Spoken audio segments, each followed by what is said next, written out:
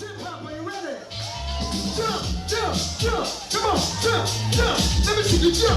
Get up, jump, jump, jump. And if you're not ready, sing along. This here's a cheer for all the fellas. Try to do what those ladies tell us. Get shot down to the overzealous. Play hard to get females get jealous. Okay, smarty, go to a party. Girls are scantily clad and show a bunch. Chick walks by you wish you could sex up at the center of the wall like you. Next day's fun, high class fun.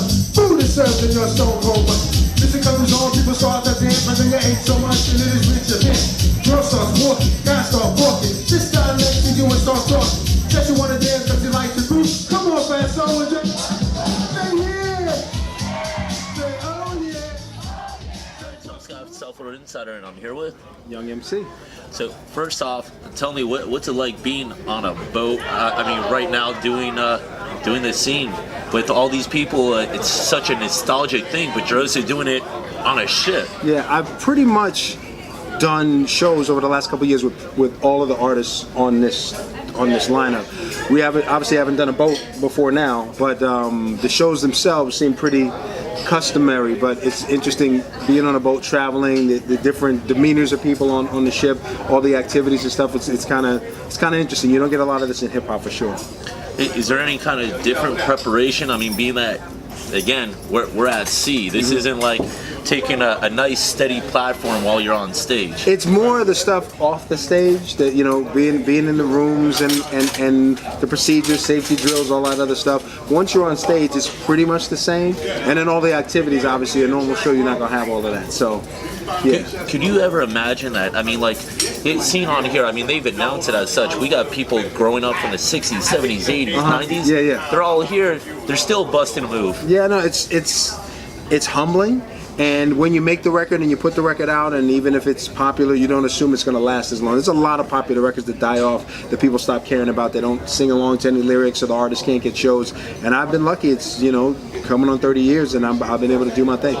What's your feeling on the 90s? I mean, what it really represented to you? Well, the interesting thing is, as you go through it, in my 20s going through the 90s, it's like, oh, okay, I'm getting older and this decade is what it is. But then you see a lot of the things, at least for me, that I thought were little niche, hobby, whatever things that I liked, were pretty big for a lot of people, whether it be music or film or trends or technology or something like that. So the decade becomes more and more important as time goes on, just a lot of things that developed in the decade. And it was the height of the music business. Basically, the late 80s to about 2000 is just about the height of the music business in terms of the success of it, profitability, the diversity of the artists. A lot of that's gone downhill since. Is there anything that obviously what you just mentioned, but is there something specific that you just missed that's like, all right, we're bringing back the 90s here, but... Yeah, but I just turned 50, so if I'm going to talk about things in my 20s, of course there'll be a bunch of things I miss. But like I said, it's just like as time goes on, it's like you cherish more what happened in the 90s, whether it be the CDs first coming out or artist development where you had these really elaborate booklets and stuff like that came with the CDs, and just fans being into careers of the artists, as opposed to just, oh, I like that beat, I like that song, who guessed it on it, who did the track. It's a lot more single driven and kind of cookie cutter now, whereas back then I think people were into careers and they were into albums. What do you think it would have done for you with social media the way it is now back then? It would have been a blessing and a curse, I think, because I'd have been able to reach more people, but I'd have had no privacy. Not that I was out there running around doing crazy stuff, but if people even on social media can exaggerate things or whatever. So it's I think it would have been a double-edged sword.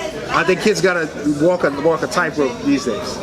And just lastly, I guess closing it up, anything in the future that you're doing beyond this tour with this group of guys here?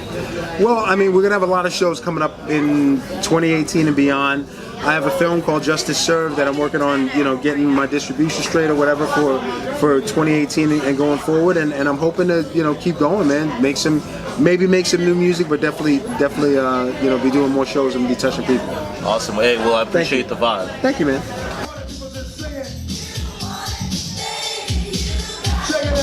Bust the move, show and prove, be just like Madonna, get into the groove. Cause if you that you got nerve, you better give it every man deserve. Cause girls don't like when it take too long, and that's the main reason that I made this song. And all of them said it, so it's gotta be true. I can't go for that, no can do. How many times to see a woman that you want? You run the home and say, God,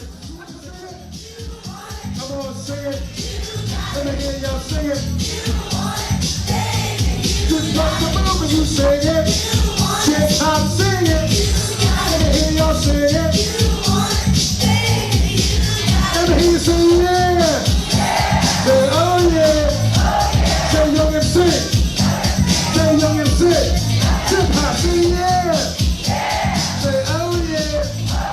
Say young and sing. Say young and sing.